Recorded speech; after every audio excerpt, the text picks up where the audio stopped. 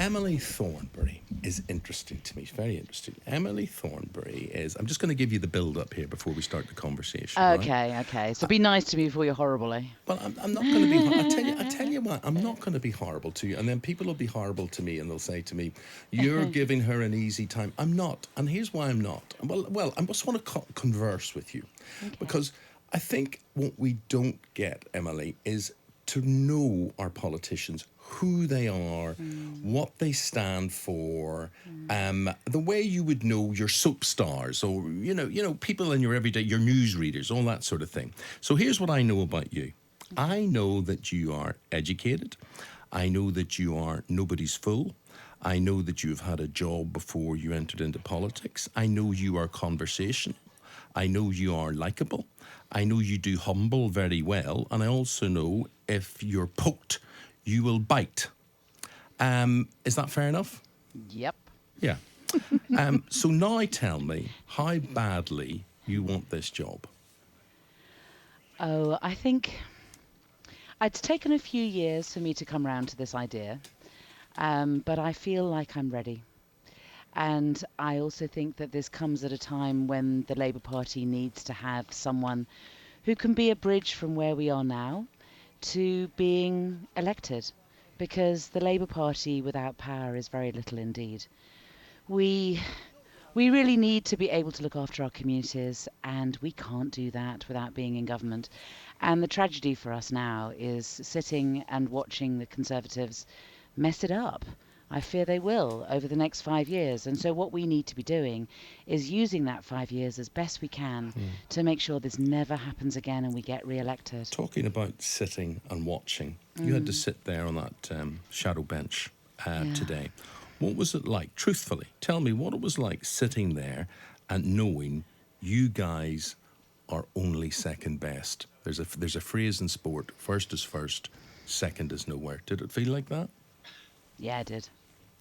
It did, and worse than that, I think, you know, the way that you normally do a Queen's speech is you have sort of an old hand who does a speech, and then a up and rising star does a speech, and then the leader of the opposition, and then the prime minister. And the two speeches that you normally get from the backbenches tend to be not quite after dinner speeches, but they're sort of speeches which are, you know, bring the house together, take the mickey out of both leaders, take the mickey out of themselves. I mean, I did it myself as a rising star several years ago, and although I put a bit of politics in it, and of course I did, most of it wasn't really, you know, quite as overt as particularly the so-called rising star, who did a really aggressive and I think ill-judged speech. But let me. It was hard. It was very hard to listen to. It's hard. And I'll tell you something else, right? Yeah. I'm reading your mind here. You and I are practically the same age. And I do agree with you. You reach a stage in life where you go, it's now or never, right? But you're looking at Boris and you're thinking, I could have him. I could take him down. Yeah. You fancy yourself against Boris, don't you?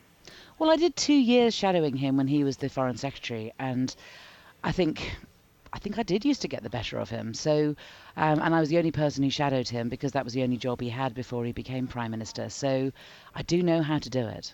Well, the rest of them will say they know how to do it as well. The other people who will throw the rings into the hat, you know, all the names that we're going to be talking about. Sure. What are you going to bring that the rest of them won't? And you can't hide your light under a bushel here. It's difficult, isn't it? Because it is slightly embarrassing, kind of selling yourself. But well, I think if you don't, you know. Yeah, I know. That's what my mum used to say.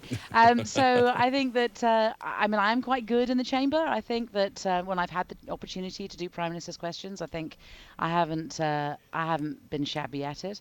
And I spent 2 years taking on Boris Johnson, and I have a lot of experience. I think I'm probably the most experienced of all of the candidates who are standing. I was elected in 2005, and I've done a series of different jobs in shadow roles. But it means that I have a breadth of experience and a breadth of understanding of the different things that government does. I think that I'm articulate, and what we need also is we need to have somebody who can bring the party together. And in the end, I've been entirely loyal to my friend Jeremy Corbyn. If you look at the manifesto, I don't think that there's any one particular policy that you can point to and say, oh no, we shouldn't have said that. The problem that we had was that we didn't really prioritise, and that goes back to, I think, a central problem, which was you're just doing things in a really competent, careful way, whereby you say, yes, these are all the things we would like to do, but here are the top 5, and setting out what the problem is, and then showing that that Labour can put forward a solution to it. So it's doing it like that. It's doing it in a careful way. That's your lawyer's mind again, in that linear way, stating your case. Yes. Which I suppose. Now, you mentioned your mother. I want to mention my mother there as well. You said your friend Jeremy Corbyn. Yes. And as I understand, if I'm interpreting you correctly, you're saying, look, it wasn't the leader who was the problem. It's not the policies that we had. It was the tactic. It was the strategy of going early. Now, here's what my mother would say, right? Haven't you got a tongue in your mouth? Well, I do have a tongue in my mouth, and I made my views very clear. I mean, I'm part of a team, and so it's what you do is, as part of that team, you have access, and so you use it, and you do your best to try to influence.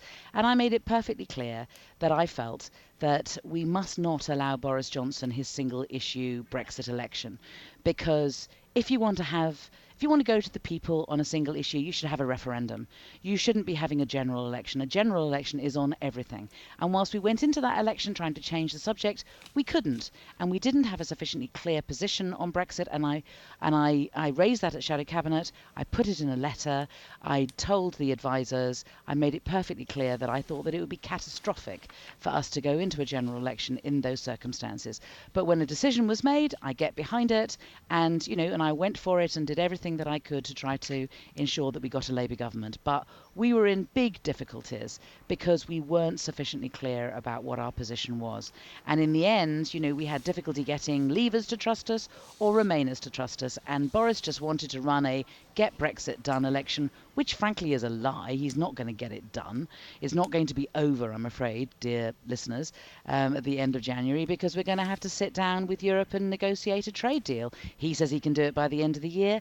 I'm afraid that's probably another lie. Okay, well, that's a finger pointed at Boris Johnson there. But you also, I could detect you pointing a finger at advisors there. If you saw the result coming, why couldn't they? And what now happens under an Emily Thornberry Labour Party to the sort of advisors that are in place? And some of them, I understand, are on staff jobs. Well, I think there's a fundamental principle, which is that advisors advise and politicians make the decisions. We're the ones who are accountable to the public, and we have to be the ones who, in the end, make the decisions. Too often, I felt that there would be a decision that would be made either collectively by a group of politicians or by an individual, and it seemed as though what was being told to the press was different to what it was that we had decided. And that is really dysfunctional. In the end, well, that means Jeremy Corbyn was dysfunctional, doesn't it? Well, no, it's just, I think that Jeremy was let down by the advice that he was given.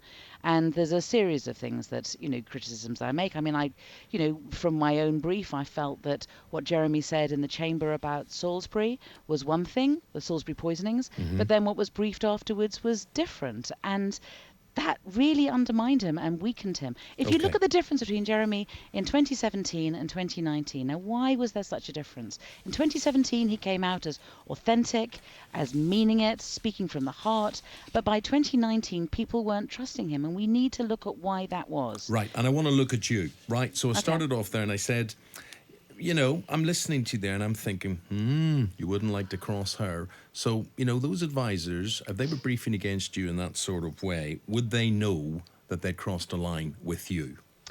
I actually would take it back even further than that. I would say that what we should do is we should have politicians on the record, and we shouldn't have briefings, anonymous briefings, by officials of the Labour Party. I would say that what you should do is you should know what it is that politicians think and are saying, because they're saying it. And we don't need anybody else to be talking behind hands to the media. That's what I would say. Interesting. Right. Okay. So many. First, just a quick question before we get to this next bit. You obviously like the man, Jeremy Corbyn. Would you describe yourself as a Corbynista? I am a great friend of Jeremy's, and I have done everything that I can to make sure that he is a good leader, as good a leader as he can be, and I am loyal to him. So, I mean, I am from the heart of the Labour Party. I am Emily Thornberry. So you're not a Corbynista. I am from the heart of the Labour Party. I am loyal to Jeremy, and I'm a good friend of his. Yeah. So many political analysts would say that you as a party are unelectable if you're perceived the way you are as a far left of centre party. Now, you would then have to, as a leader, I assume, be closer to that central ground. How central would you be prepared to go? Well, I mean, I do find this kind of left, centre, right analysis sometimes clouds quite a lot of stuff. If you look at our manifesto and where we wanted to get to, and as I say, people have already heard me saying it was too ambitious, there was too much in it. But even if you were to take it all as a whole, it wasn't actually as radical as people painted it to be. You know, if you look at social democratic parties across the rest of Europe, water is owned by the public, the railways are owned by the public. You know, the trouble is we have drifted as a country in a sort of rightward direction. So in order to fix it and to put us back, to use your terms, back in the centre, then it looks like we're being radical. But actually, you know, having trade unions on the boards of things, being able to negotiate with workers in the way that we wanted, all of those things were, people go, oh my goodness, that's terribly radical. And just go, well, actually, that's what they do in Germany, and Germany's not doing badly. Do you know, do you know, Emily, and I do want to say what I think is whatever one's political view is, as soon as a trade union makes a pronouncement on anything in this country, the media, broadcast or print, condemn it. And I absolutely think that is disgraceful. Yes, I agree. That people follow like sheep and they believe that. Do they not believe there should be workers' rights? Do they not believe people have the right to strike? Do they not believe that maybe the unions have a point? I just make that generally, but to see if you... I mean, I also, you know, I had a friend from school who was working as a dinner lady, and her the job had been taken over by a private company, and they were absolutely taking the mickey out of her. And she used to be really proud of her job. She used to really look after the nutrition of her students. She used to make sure that they, you know, that they ate food that they liked. And then this company comes in, cuts the costs, tells her no, she's just got to provide sandwiches and this, that, and the other. And she was really upset, and she got in touch with me because she just didn't know what to do. And I said to her, well, have you spoken to your union? And she said, I don't have a union. Nobody has a union. Yeah. And you know, it's those sorts of circumstances where you need to have to stick together. And people shouldn't be threatened by union, employers. It shouldn't be a dirty word. Exactly. Anyway. And sometimes when we act collectively, there are certain things you have to do together in order to make sure you're looked after individually. Right. So here's the point. So we're talking about, you didn't answer my question at all as to how close to the centre you're going to go. Is it left a bit, right a bit? It's like the golden shot here. But the thing is, I want to know, you're old enough to remember what the golden shot is. You know, I know, yeah, Bernie, fire the bolt, whatever. So the thing is, are you more New Labour than Corbyn's Labour? I'll laugh away. Give me an answer. I come from the heart of the Labour Party. I have been a member of the Labour Party now for 40 years. So you have been New Labour. I am an activist. I was an activist for nearly 30 years, and then I became an MP. I am Labour through and through. Yes, I am but were you Labour. more comfortable as New Labour or as a Corbyn Labour? I felt as though the party drifted away from what it really believed in. Under Tony Blair? Yeah. Right. And started triangulating. So instead of saying... So you're a bit left then. You're left. Yeah, I'm a lefty. Of course I'm a lefty. And what... The reason that Jeremy was so popular with the membership when he was first elected was that he spoke from the heart. And he said what he meant, and he meant what he said. And the difficulty between 2017 and 2019 was that we kind of lost that. But you're going to lose the public as well, because, I mean, you could see how the polls were going there, how the public reaction is, which is they're more comfortable, we as a country, more comfortable centrist than we are left. Well, again, I think that if these days, it is left to say that we should have a safety net, that the safety net shouldn't have great big holes in it, that whole families shouldn't be allowed to fall through it because there's been an industrial injury and dad can't work, or mum has died, or things could happen to anybody. We should have a system whereby we look after each other. Well, we should have we were a just system. talking about social care there, and we were Yeah, saying that exactly. is broken. That's exactly where I was That going is next. broken. That's exactly where I was going next. I used to work in an old people's home. I have always really cared about social care because it's one of those things that people will go on a march, right, in order to protect a hospital, but they won't go on a march in order to protect an old lady who's not being got up in the morning anymore because they've cut back on her carers and it only gets up in the afternoon. But the truth is, if you do cut back on your carers, first of all, it's wrong and it's inhumane. But secondly, she's more likely to get ill. She's more likely to fall over. She's more likely to end up in A&E and not able to get out again because there isn't anybody looking after her. Now, some people could dress that up as, oh, she's very left-wing. She wants to spend all this money on social care. She wants to spend all this money on the safety net. But I think that's the British way. Yeah. I think it is. Okay, and we've drifted away from it. Interesting. Again, just a point is, you're listening to Emily Thornberry, who is the Shadow Foreign Secretary. She wants to be the leader of the Labour Party. Would she get your vote? And at this stage, Emily, and as I say, I want this a conversation, and I feel we're getting to know you a bit better. And my friend and colleague, Jacqueline Beltrao, and the great thing about Jackie and I, we have a lot of conversations. She's a great sounding board. At the end of the day, although we are journalists, I know you more as a mum, as a housewife, as someone who works incredibly hard. And here is her point to you. Jackie, this is Emily. Emily, this is Jackie. Hi, Emily. Lovely Hi, to talk Jackie. to you. Hello. I was just thinking in the break. So I come from a very working class family. My father was an immigrant. I'm an immigrant. He worked in a factory. He was a real trade union man. She means she's from Ireland. That's what she means. He was a real trade unionist and Labour through and through. And, through hard work, he brought his children up to, maybe aspire to higher things, go to university, work hard, get middle class, I guess, inverted commas, jobs.